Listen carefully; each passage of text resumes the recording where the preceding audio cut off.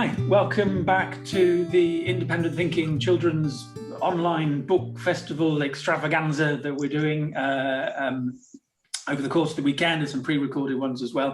I'm doing it in partnership with the amazing Sue Atkins and the Sue Atkins Book Club.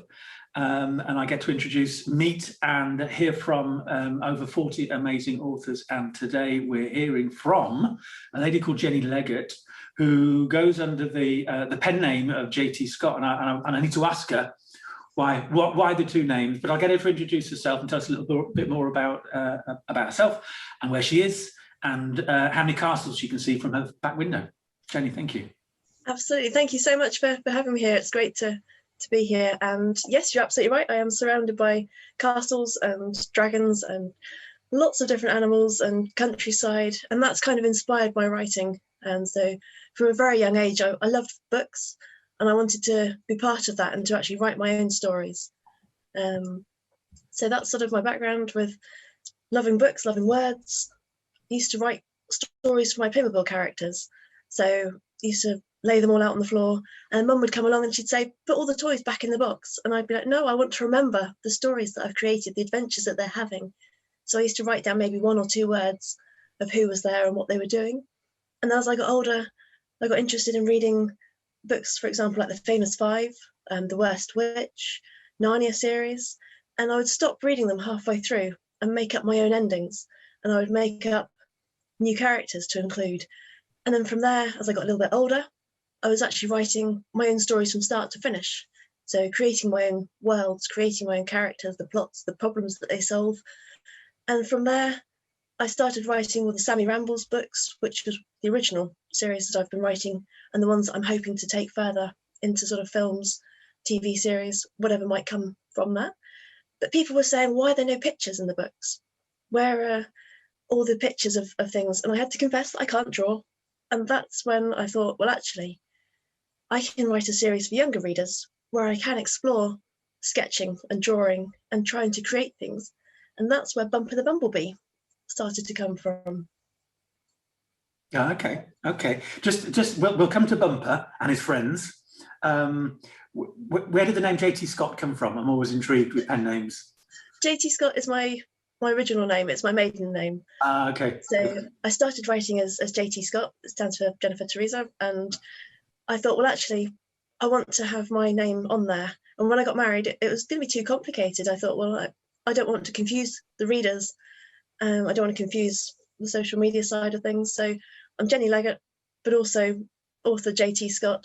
Yeah. So all of my books are as J.T. Scott. And it's nice because that takes you right back to the little girl that was making up the stories on the floor with the toys. It does. That was Jennifer Teresa Scott doing all of that. So it's still that person there that's doing that. So no, that's nice. We'll come to Bumper, but just tell me, because you've got the Sammy Rambles there behind you. And I've read Bumper. I love Bumper. And we'll find out about zigzagging in just a little while. But just so who is Sammy Rambles? What is that series? Who's it aimed for? And just quickly, what's that about? Yeah, of course. Sammy Rambles is a boy who goes to a magical school. He gets given a dragon egg on his very first day, and it hatches into his pet dragon. He can look after it and teach it to breathe fire and to fly. So it's a magical adventure. But as you can see in the background on the banner, there's an enemy called the Shape. And I was creating something, what's sort of the worst problem that he could have. And it's kind of the fear of the unknown. It's the darkness. It's the fear that perhaps we've all got inside of us that we need to conquer. So the stories are all about self-belief and empowerment. And I do that through the magic and mystery. So as you can see, it's quite a chunky book with no pictures. There's a picture of the dragon egg that he gets on the first day. So there are 5 of these in the series. And that was really the first adventure that I sort of explored writing.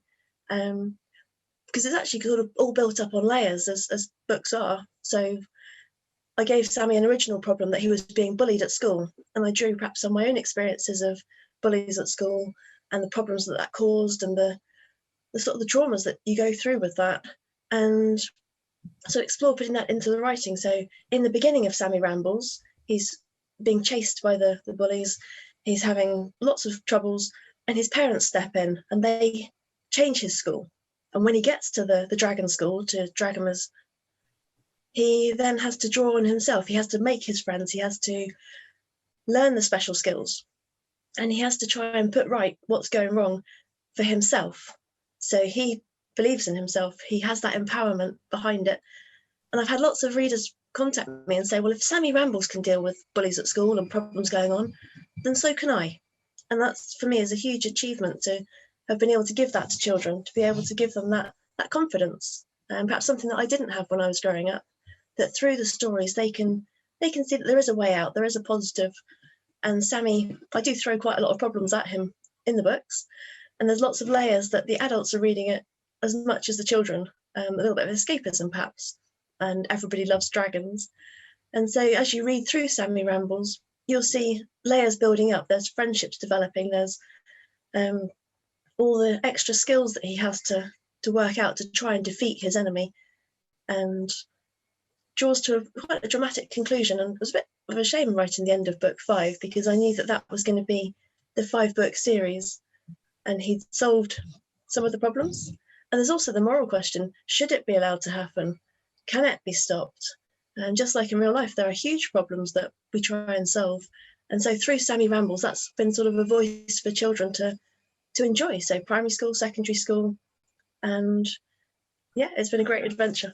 Oh, wow. Okay. I love the idea of the layers and the lessons that can be learned. So it's a fantasy book, yes, but there are clearly, and that fantasy book sort of makes our brain, we're not being lectured to, we're not being taught about exactly. We're just in this fantasy realm, but we're drawing from it these lessons that we can then apply in our own lives about bullying and problem solving, and I presume resilience. Yes. No, I like that. I'll have to check those out as well. Obviously, the question is, you're writing books in an area where there's a boy going to a magic school. There's going to be people asking you, well, how does that compare with the Harry Potter and all of that sort of stuff? So has Harry Potter, that franchise, helped open up the door further for your Sammy Rambles, or were you writing Sammy Rambles before J.K. Rowling came along, or do you find people are sort of comparing it, or I've got Harry Potter, I don't need any more fantasy school witches and dragons thing? I do get asked that question a little bit. I have to say there are no broomsticks in my book. They are completely unique, original characters in the world that I've created for them. I read Harry Potter when I was about 19, so this is going back over 20 years. And when I was growing up, I was looking at Narnia, The Worst Witch, which is another magical school adventure. There's Anthony Horowitz, he's written Brucham Grange. So magical schools are very embedded in our culture of stories. Harry Potter, obviously, phenomenal book. J.K. Rowling's done fantastically well. And I loved reading Harry Potter at the time. And I think I had actually started on my own magical adventure, because with the castles and the dragons, we used to visit lots of National Trust and English heritage castles. So that's where my love for the castles has come from, right down from probably when I was maybe 3 or 4 years old, and starting to recognise the older buildings, the other sort of way of life that we've come from. So yes, Harry Potter is wonderful, and I love the stories, but these are my own stories. Nice. There are no broomsticks. And even the game Dragon Ball, which is in the Sammy Rambles books, that was because I was looking at, we're not going to have maths, we're not going to have French or English lessons. There's going to be armory, astronomics, there's going to be dragon studies, there's going to be a sport. And I created Fire Sticks and I created Dragon Ball. And it's Dragon Ball that's actually come out of the books, which we're playing in real life. There are 7 balls, 2 teams, and it's a lot of fun. It's promoting kind of physical and mental well-being, because the children work in teams, there's collaboration, there's teamwork. And if I can show people dragonball.uk.com, you can actually join in the adventure and play that in your school. Wow, Dragon Ball, I love that. I love the idea of playing with that, Dragon Ball. So that's so much more to it than we're going to play rounders. Exactly. Well, I do love rounders as well. Okay, plug for rounders too. And what I like as well, and we will come to Bumper, what I like as well is, and I can see this as if we've got teachers watching this, as well as parents, the idea of stopping a story partway through and asking them to finish it off. Yeah. I think, and not then to compare it with the real one and see how close you were, but just to go in your own different direction with it in terms of creativity and releasing. There's a lot of constraints put on children as they get older going through the school system, learning other people's stuff, if you like. So anything that allows them to be creative and go off in their own directions is great, and leads to exactly. And the nice thing about that is that when I was younger, we read, I don't know, Lord of the Flies, we read Jane Eyre, we read various other books, read The Hobbit, and we actually dissected that book. So who are the main characters? What are they doing? What does it feel like to do this? And I've had some help creating lesson plans for Key Stage 1, Key Stage 2, so that you can actually be part of the Sammy Rambles adventure in the classroom. So it's not just me going into schools anymore, reading the story. There are actually sort of work packs and schemes of work available for Sammy Rambles. Again, if you have a look at dragonball.uk.com, you will see what's available for classroom learning. Dragon Ball, Sammy Rambles, you can really be part of the whole adventure in the classroom and on the playing field. Wow. Okay, I love that. And so it's say the website again. Is it .com or .uk? What is it? It's both. It's dragonball.uk.com. Okay, all right. It was me thinking you got it wrong, but you didn't. Clearly not. It's my fault. I wish I could have got dragonball.com, but no, dragonball.uk.com. Okay, I'll track it down and I'll put it in the. I'll put a little sort of title on there so people can see it. Let's come now to Bumper. Absolutely. Let's without any intro, read a little bit from Bumper, and then we'll understand the message behind it, which I loved. Super. Well, this is Bumper the Bumblebee and friends. I can read to you the bit on the back to start with, and then I'll read a bit from the book. But Bumper the Bumblebee is worried because all of his friends... I'll start again on that. Bumper the Bumblebee is worried because he zigzags, and all of his friends do something different. He sets off on a journey around the garden to ask all of his friends for their advice. And eventually, Bumper learns if zigzagging is the right thing to do. And this actually came from sitting in my garden, and there was a dandelion, and a bumblebee zigzagged and landed on that dandelion. And I was thinking, why does it zigzag? What do other creatures do? And so I've turned it into a story. So it's all illustrated adventures, probably aimed at children from 0 to 5, maybe a little bit older. In some schools, we've got SEND children who are reading it, and they're 8, 9, 10, 11, and they can still enjoy the adventure. So it starts. It was a bright and sunny day in the garden. Bumper the Bumblebee was zigzagging by his front door. "Why don't you go and see your friends, Bumper?" asked the Queen Bumblebee. Bumper looked sad. "I don't fly properly," he said. "I just zigzag, and I always bump into things, you see. That's why you call me Bumper the Bumblebee." The Queen Bumblebee smiled at Bumper and looked at him with glee. "Well, zigzag and see your friends," said the Queen Bumblebee. She nudged Bumper towards the door and pointed with her wing. "Look, there's Boris the Butterfly. Go and ask him about your zigzagging." And so Bumper starts his adventure going round the garden, and he sees his friend Boris. And then he sees his friend Chris the Caterpillar, and they all talk about what they do. So Boris says that he flutters, Chris shuffles, William and Wendy the Worms wiggle. And he sees a few more characters, and then eventually he ends up at the garden pond, and there's a garden gnome called Gertrude, and she explains that it's okay to zigzag. It's okay to zigzag because you're a bumblebee. And Bumper says it's okay, I can zigzag and just be me. And that's an abbreviated version of Bumper the Bumblebee. I love that. I love that. I wasn't quite sure what to expect when I was sort of reading it, because my children are grown up now, so it's a while since I read a book of that. But it's fun, though. It really gets you back into it. And that then led on to the sort of spin-off book. So I said he meets Sally the Sparrow, who tells Bumper that she flaps and perhaps he should flap. And then she's got her own story, Sally the Sparrow, where she's lost her chicks. And on that book, you can actually find the chicks within the pages. We've got Boris the Butterfly, and this one's all about counting. And then there's the 3 fish, which are talking about finding a solution for pollution. So they have a seaside holiday. Got Chris the Caterpillar, who's he's having a birthday party, but no one's coming because he thinks they've all forgotten about him. And I'm actually working on the next 2 books at the moment. But we've got, Kirsty the Kitten for Days of the Week, William and Wendy, who've had a flood in their home that they're trying to fix. But the idea was to make that into a huge series, maybe 50 books, something like the Mr. Men series, where it's got the potential then to go on to TV as a cartoon. So Sammy Rambles, I'm thinking maybe a Hollywood-style movie, Bumper and Friends, an animated TV show. But that's kind of my plan. So it's all come from these little Playmobil characters, where I was sitting there when I was very, very young, writing little stories for them, getting older, writing longer stories, writing Sammy Rambles, and then Bumper the Bumblebee. And there will always be writing on. I'm working on like a few other projects at the moment, but for the moment, there's quite a lot going on, but it's all words, and it's not just about me. It's about everyone who can read it and who can enjoy it. It's the classroom activities, it's the sporting activities with Dragon Ball. It's an adventure.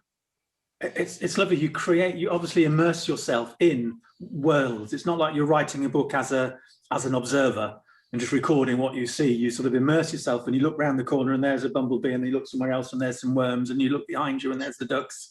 And then you explore them and you travel into them. It's just like a World of Warcraft sort of thing that you're creating, these amazing environments. That's what I wanted to create. I wanted to, so that as the reader is reading the books, I think that's perhaps why it appeals to all ages. And even the reluctant readers. I've had lots of boys who, their parents thought, oh, they'll be on the PlayStation, they'll be out on the football field. But they've dropped themselves into the books. They're in Sammy's world. They want to know what happens next. And they're reading. And their parents are thinking, what's in this book? And so they're reading it as well. And everybody is actually really getting stuck into the Sammy Rambles and to Bumper as an adventure. And they all seem to have, certainly, the Bumper, he finds out just to be himself, and that's okay, even though we're different, even though he's different, but then everybody's different, and it's all right. Exactly. So there's a subtext underneath it. And from what you've just said about the other books as well, there seems to be these sorts of messages that have been picked up as well. It's not just this nice story. There's something going on. Again, we're back to levels again, aren't we? Exactly, that's it. And that's why I think it appeals to people of different ages and different backgrounds and different countries. The books have gone all over the world. And so the best bit of feedback I think I had was a boy who his parents I think they'd split up, and he was being moved to America. And he was really worried about this. And he read Sammy Rambles, about how Sammy Rambles went to the Dragon School, and he changed schools and changed friends and changed this. And he said, well, if Sammy Rambles can do it, then so can I. Wow, that made me cry, actually. That really did. It was very emotional. So I know people do get so embroiled in the characters. So why has Dixie got her bright green hair? Why have Darius's parents on the move all the time? There's lots of subplots within the books.